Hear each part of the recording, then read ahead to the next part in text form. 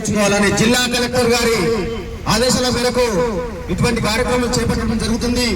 Vote అంటే మాట కాదు, అదొక తుపాకీ తోట లెక్క.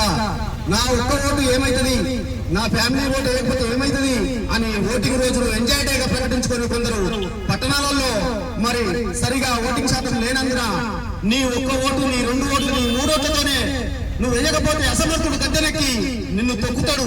అందుకని ప్రతి ఒక్కరు మనిషి అయిపోయినందుకు ఓటు వినియోగించుకోవాలి, ఓటు వేయాలి. లైన్ లో నిలబడి ఒకసారి ఓటు వేస్తే ఆ తృప్తే వేరుంటది. మరి ఓటింగ్ డే ఎంజాయ్ డే కాదు, మనకు పండుగ వాతావరణం రాజ్యాంగం కల్పించిన హక్కు కాబట్టి ప్రతి ఒక్కరూ ఓటు వేయాలి, ఓటు హక్కు వినియోగించాలని కోరుకుంటూ, భరతమాత గన్నా ఓ ముద్దు బిడ్డలారా, చరిత్ర సృష్టించే చైతన్యవంతులారా,